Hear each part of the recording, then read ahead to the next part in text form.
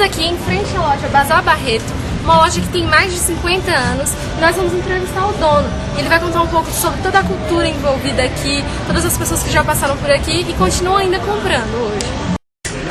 Esse aqui são dois lotes, né? O meu era aquele ali, eu veio aquele ali, da prefeitura, paguei na prefeitura. Depois comprei esse aqui do vizinho. Aí comecei a construir a parte de baixo, passei o barraqueiro lá na frente e passei o barraqueiro para cá. Aí ele construí fazer os dois, até lá em cima. Fiz e aí, sempre foi uma loja de vender presentes? Sempre, desde o início. Presente, brinquedo, confecções para criança, adulto, perfumaria, sempre isso aí. Vamos assim. E aqui em Sobradinho tinha muito dessas lojas? Não. Não tinha. E aqui na 8 sempre foi então o centro de Sobradinho? Sempre foi o setor comercial. Aqui é setor comercial, exatamente. E o senhor sempre trabalhou? Sempre teve presente? Sempre. De manhã à noite, direto. Eu e a madame lá, lá. Não era assim igual hoje, né? Que é ilhado. Ele era point. Era o único clube da cidade e era movimentado. Muito bem movimentado pelas pessoas. E aqui tinha uma sorveteria também, assim, muito maravilhosa aqui, que ela chamava Gelos, o nome da sorveteria.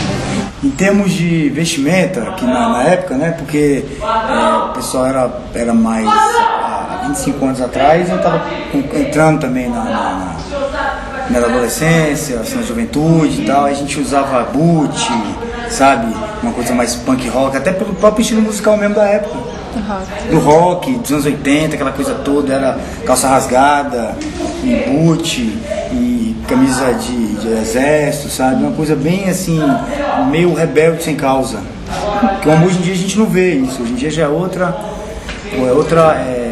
vestimenta mesmo, né? Até pela própria cultura mesmo, cultura musical. Bem diversificada, diferencia isso aí, não pelo ponto de vista econômico, porque como hoje em dia, nessa época também, Brasília sempre foi um lugar de funcionários públicos.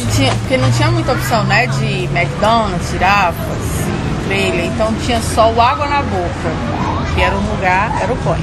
E lá era super movimentado, era rua de restaurante, era rua de point dos jovens. Pizzaria também só tinha, acho que era uma Macambira. Eu não sei se foi falado da quadra 8, que era antes, há 20 anos atrás, era o point, mas era mesmo aquela descida da 8 ali, tinha aqueles festivais ali, tinha aqueles bares aí que ficavam, e era lotado de gente, a galera ia pra lá. E em termos de segurança, a gente saía à noite, ia pra lá, ficava lá com o pessoal, isso ia pra casa sem nenhuma preocupação de ser assaltado. Sinceramente, era uma coisa bem mais tranquila, até pela própria, o número de condomínios, de invasões que não tinha essa coisa de condomínio ali, então era uma coisa bem mais light. Era só Sobradinho, não tinha Sobradinho 2 ainda, sabe? Claro que vai aumentando, aí a própria cidade pede isso, porque senão não aguenta, tem que ter outras cidades e tal.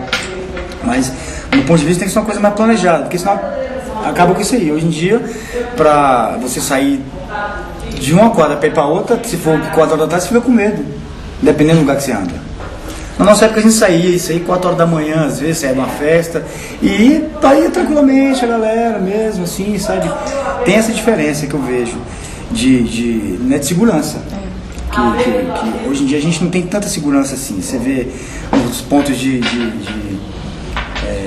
casas mesmo, você vê essas casas todas com cercas eletrônicas. A gente não via isso, cara. Era coisa, as portas eram mais abertas, a galera ficava mais na rua, sabe assim, né, conversando, os vizinhos e tal. Era mais junto. Hoje em dia é mais separado pela própria questão de segurança mesmo. A segurança hoje em dia eu acho que é mais acirrado em termos disso aí, porque tem muito bandido por aí solto, né, cara, e a gente acaba ficando a mercê disso aí. E em relação aos preços, como era? Era mais difícil? Era mais difícil o acesso? A dificuldade para quem trabalha com música é terrível. Primeiro começou com o bolachão, tá? Fita cassete, existia a fita cassete, e a gente, entendeu? Depois disso aqui, aí veio o CD, tá? Então o prejuízo foi enorme com esse aqui. Só que quando chegou o CD, aí triplicou o preço por causa da pirataria. Entendeu? Então muitas lojas se fecharam porque a pirataria tomava de conta. A gente, como tem relíquia, tem o nome na cidade, então continuamos com, né, A freguesia. o CD, aliás, com a loja, entendeu? Mesmo com raridade, trabalhamos mais com raridade. Tá? E a procura é maior hoje ou antigamente? Antigamente, só para você ter uma ideia, tá aqui uma prova fantástica aqui, ó, Roberto Carlos, tá vendo aqui?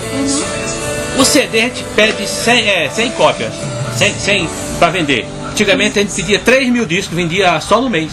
Nossa, tá bom? caramba. Roberto Carlos põe 3 mil discos assim, a gente vendia mole, tá? Que é o LP. Então, para isso, com a gente pela internet, entendeu? E tudo isso é para a loja.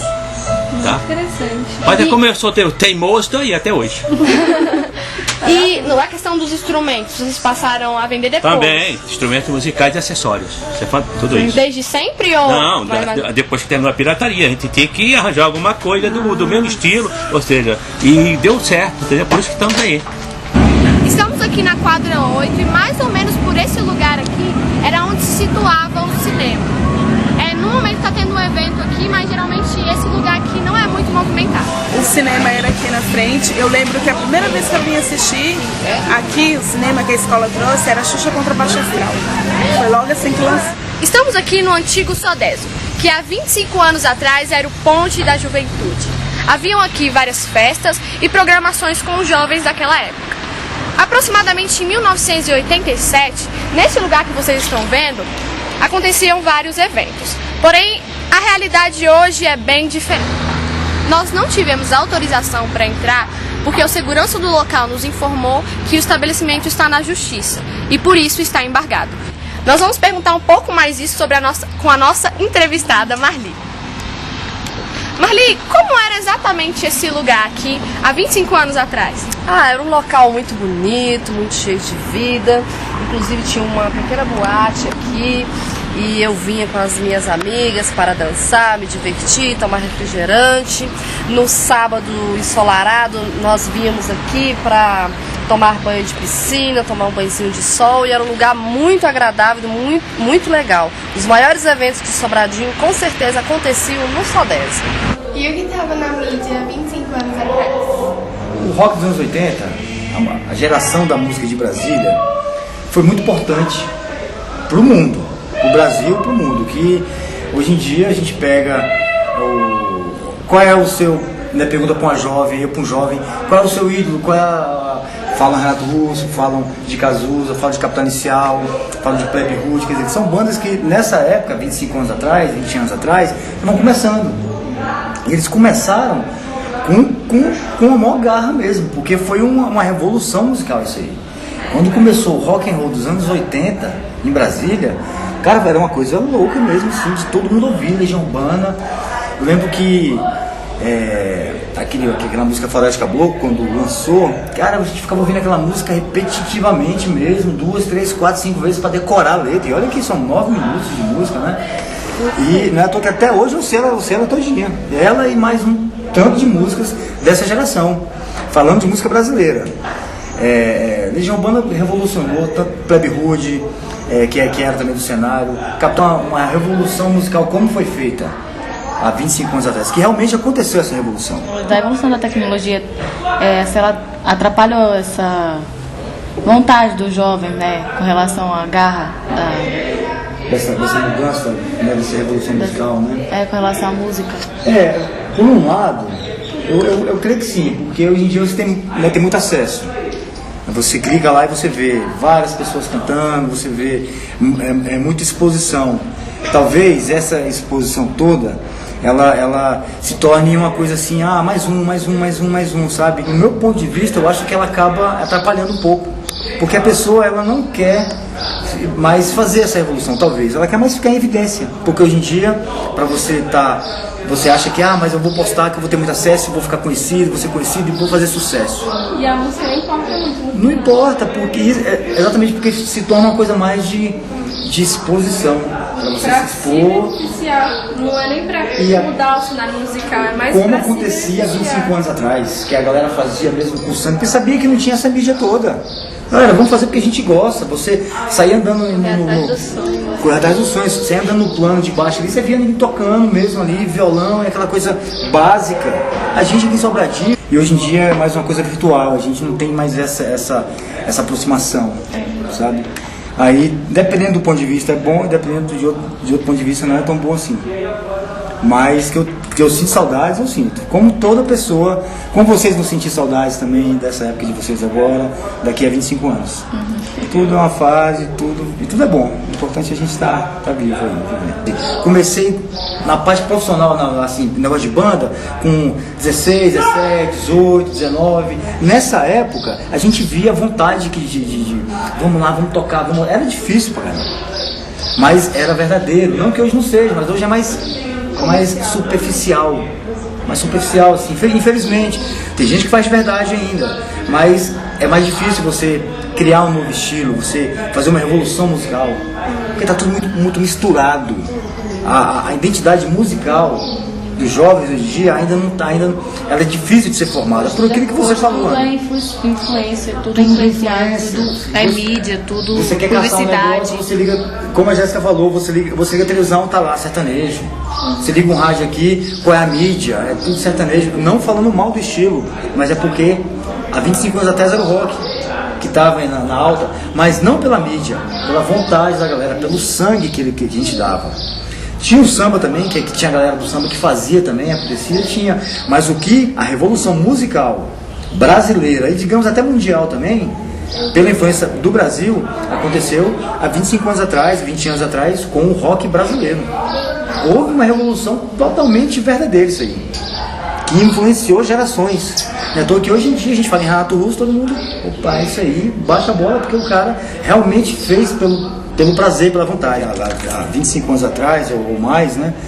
E jogava em finca, bolinha de gude, chovia, eu morava ali na 4, na época, e chovia, a gente fazia barquinho e saía naquelas enxurradas que não tinha tanto asfalto assim, tinha muita araveja, aquela 4 ali mesmo, não tinha naquelas descidas todas, o asfalto, era tudo lá na terra, e criava aqueles riachinhos, aquela molecada, vamos fazer lá corridinha de barquinho e tal, não podia chover que a gente fazia isso. E era em finca, bolinha de gude, pipa, mamãe da rua, garrafão, essas brincadeiras todas a gente brincava. Eu até saía assim escondido da minha mãe, aí quando ela chegava mais cedo, que eu já sabia que eu ia levar um corinho, mas eu ficava na rua brincando, porque ela não deixava, né? Mas não era pelo fato de ser perigoso.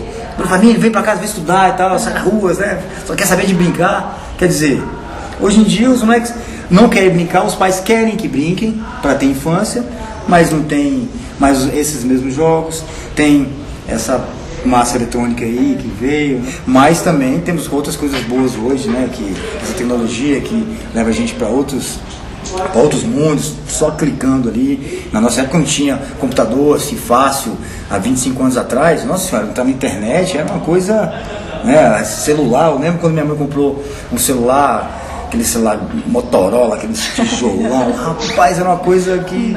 E hoje em dia você vê, qualquer um tem um celular que você pode estar aqui conectar com o mundo, né? Daqui, essa globalização toda aqui, de 25 anos para cá, que trouxe isso, né? Que a gente não tinha até então essa facilidade.